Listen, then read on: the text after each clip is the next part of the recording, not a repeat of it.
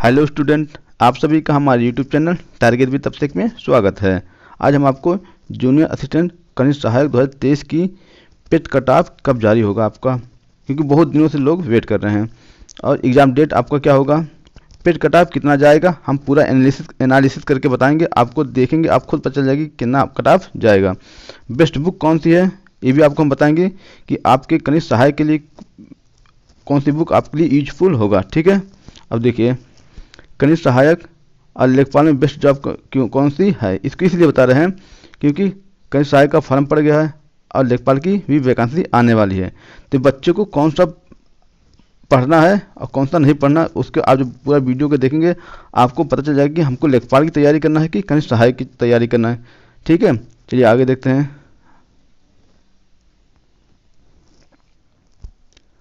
अगर चैनल पे नए हैं तो चैनल को सब्सक्राइब कर लीजिएगा और बेल आइकन को प्रेस कर लीजिए। कोई भी नोटिस कनिष्ठ सहायक या लेखपाल के बारे में कोई भी नोटिस मिलती है, यूपी ट्रिपल से संबंधित कोई भी न्यूज़ मिलेगा तो आपको हम वीडियो के माध्यम से प्रोवाइड कर देंगे। ठीक है, अब चलिए आपको बता दे रहे हैं कि राजस्व लेखपाल और कनिष्ठ सहायक में कौन सी पोस्ट ज़्यादा अच्छी है और किसकी तैयारी करें। आपको हम पूरा वीडियो एनालिसिस करके बताएंगे, आप खुद देखिएगा कि हाँ कौन से हमारे लिए यूजफुल है और किसको हम तैयारी करें और किस में हमारा चांस ज़्यादा है कि इसमें हम जॉब पा सकते हैं। ठीक है, चलिए देखते हैं। पहले देखिए लीव, मतलब जो छुट्टी मिलती है। देखिए जूनियर असिस्टेंट की अगर आप पोस्ट पे हैं तो आपको उसमें लीव मिलता है स्टडी के लिए, आप पढ़ सकते हैं उसमें। ठीक है, और देखिए दूसरा नंबर ऑफिस वर्क। देखिए अब कनिष्ठ सहायक और राजस्व लेखपाल में देखिए आपको जो कनिष्ठ सहायक का होता है जूनियर असिस्टेंट का, ये आपका ऑफिस वर्क होता है, आपको ऑफिस में काम करना पड़ता है। अब फील्ड वर्क देखिए, और राजस्व लेखपाल जो लेखपाल का होता है उसमें आपको फील्ड वर्क करना पड़ता है। आपको गाँव में जाना पड़ता है, हफ्ते हफ्ते पर लगातार जाना पड़ता है। और आपको गांव में ही नहीं, कभी कभी तो आपको खेत में भी जाना पड़ता है आपको वर्क करने के लिए। ठीक है, अब देखिए सैलरी के बारे में बता दे रहे हैं। देखिए दोनों का बेसिक 2000 होता है, ग्रेड पे आपका 2000 से शुरू होता है। देखिए उसमें HRA और फलान डेकान DA वो करके महंगाई भत्ता सब मिला करके आपको 31,578 लगभग आपको 32,000 रुपये मिलता है। दोनों की सैलरी सेम होती है। ठीक है, अब चलिए देखते हैं आगे वर्कलोड। अब वर्कलोड के बारे में पहले कि वर्कलोड किसमें ज़्यादा होता है। देखिए आपका जाहिर सी बात है आपका लेखपाल में जो होता है वर्कलोड ज़्यादा होता है और कनिष्ठ सहायक में वर्कलोड बहुत कम होता है। ठीक है, अब देखिए इसमें जॉब साथ तैयारी, मतलब जॉब के साथ तैयारी। देखिए अगर आप लेखपाल में हैं तो जॉब के साथ आप तैयारी नहीं कर पाएंगे, क्योंकि आपको पहली बात तो ज़्यादा इसमें आपको वर्क होता है और आपको ज़्यादा दौड़ना धूपना पड़ता है। और आप जो जूनियर असिस्टेंट की है वो आपको ऑफिस वर्क होता है, इसमें ज़्यादा लोड नहीं होता। आप इसमें जॉब के साथ तैयारी भी कर सकते हैं जूनियर असिस्टेंट में। ठीक है, आप इतना सोच लिए। अब आगे चलिए दिखाते हैं। अब देखिए ये देखिए कौन सा पोस्ट भौकाली होता है। देखिए लेखपाल की जूनियर असिस्टेंट कौन सी पोस्ट आपके लिए भौकाली है। देखिए अगर भौकाली की बात करेंगे तो सबसे ज़्यादा भौकाल आपको लेखपाल में मिलता है, क्योंकि आप गांव में जाते हैं, आप गांव में जाएंगे तो लेखपाल साहब आ गए हैं, आपको बैठाते हैं, पानी पिलाते हैं, आपको प्रधान जो होते हैं वो सब आपको मिलते हैं और इसमें आपको ऊपरी पैसा भी आपको मिलता है। ठीक है, अब देखिए इसमें अगर भौकाली की बात करेंगे तो आपके लिए लेखपाल की वैकेंसी भौकाली होती है, उसमें आपकी ज़्यादा इज्जत होती है। और इसमें आपको ऑफिस में बैठना है तो ऑफिस में उतना लोग जान नहीं पाते हैं, और लेखपाल में आपको गांव के जहाँ पे आपकी पोस्टिंग होती है जिस गांव में, वहाँ पे आपको लोग पहचानते हैं और उससे आपको भौकाल मिलता है कि हाँ सब लोग जाते हैं कि लेखपाल साहब आए, लेखपाल साहब आते हैं, आपको बैठ के पानी भी पिलाते हैं। ठीक है, अब ये हो गया भौकाली में, तो आपको लेखपाल का बेस्ट होता है भौकाल में। ठीक है, प्रमोशन की बात करिए। देखिए कनिष्ठ सहायक में सैलरी बेसिक आपकी 2000 होती है, इसमें आपको सब जोड़ जोड़कर आपको इतने रुपए मिलते हैं। 5 साल बाद इसमें आपको जब प्रमोशन होता है तो आपके 2800 ग्रेड पे हो जाता है, और लेखपाल का जो होता है वो आपको 2400 ग्रेड पे 5 साल बाद होता है। ठीक है, अब आगे चलिए देखते हैं। आज में सैलरी के बाद सैलरी दोनों सेम होती है।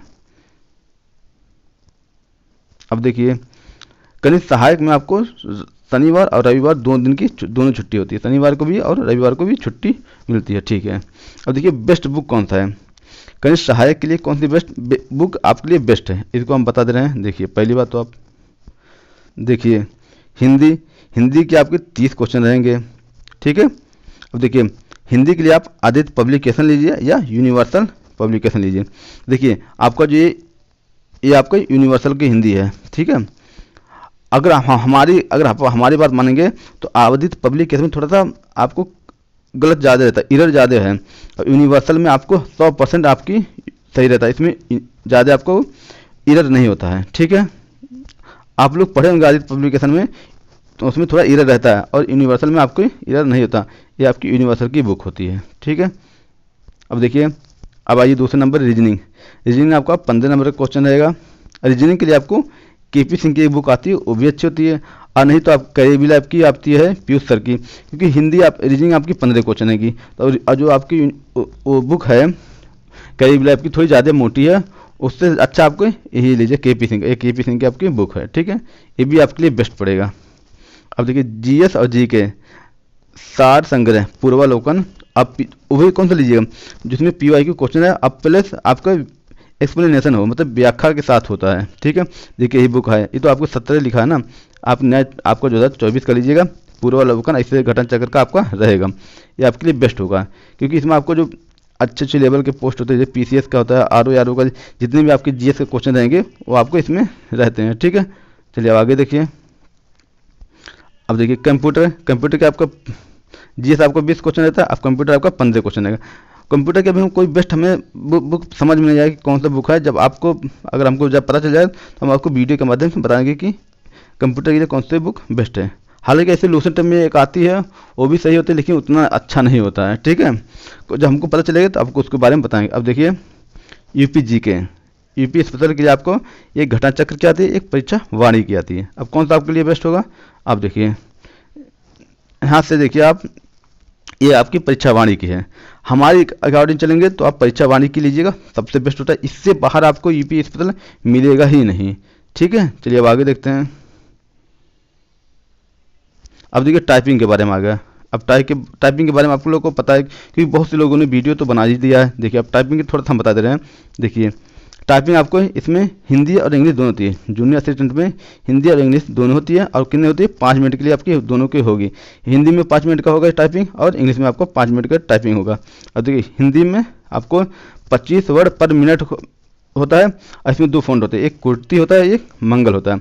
अगर हमारे अकॉर्डिंग चलेंगे तो मंगल आपको ज़्यादा ही होगा और जल्दी आपको समझ में आ जाएगा। ठीक है, अब देखिए इंग्लिश में आपको 30 वर्ड पर मिनट होता है। अब देखिए इसमें भी आपको 5 मिनट का समय मिलता है। कीबोर्ड आपको किससे टाइपिंग करना है, यसर कर लीजिए या डेल कर लीजिएगा, क्योंकि जब आप टाइपिंग देने जाएंगे, लखनऊ में इसकी टाइपिंग होती है, आप जब टाइपिंग देने जाएंगे तो आपको यसर या डेल का ही मिलता है। और हमारे अकॉर्डिंग सुनिए तो आप यसर और डेल दोनों से आप टाइपिंग करते रहिए, क्योंकि अगर मान लीजिए वहाँ दूसरा थोड़ा टाइपिंग करने वाला थोड़ा सा हाथ आपको दिक्कत हो जाती है, इसलिए आप यसर और डेल दोनों से आपको टाइपिंग करनी है। ठीक है, अब चलिए आगे देखते हैं। अब देखिए पेट कटाव आपको 2022 के हिसाब से इसको लेना है। देखिए अब इसको आप समझ लीजिएगा, आपको समझ में आ जाएगा कि हाँ सही है क्या गलत है।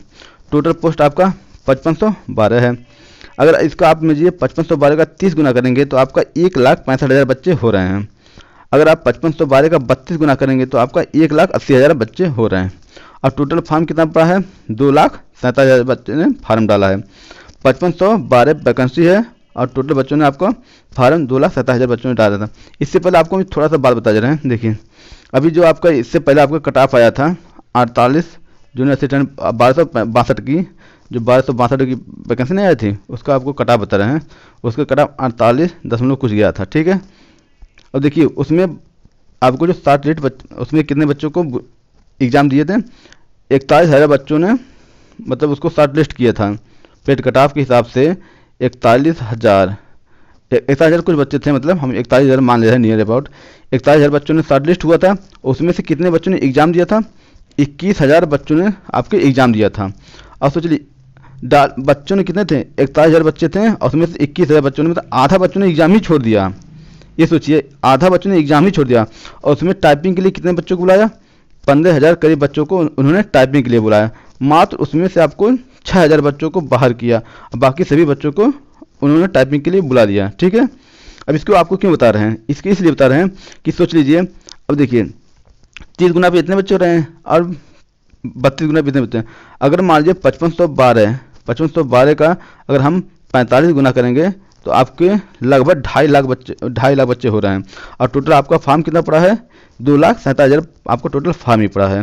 अब इससे अगर आप मान लीजिए आप उसके अकॉर्डिंग 1262 पद के अकॉर्डिंग और 5512 पद के अकॉर्डिंग अगर तुलना करेंगे तो हमें लगता है कि टोटल सभी बच्चों को बुला लेंगे।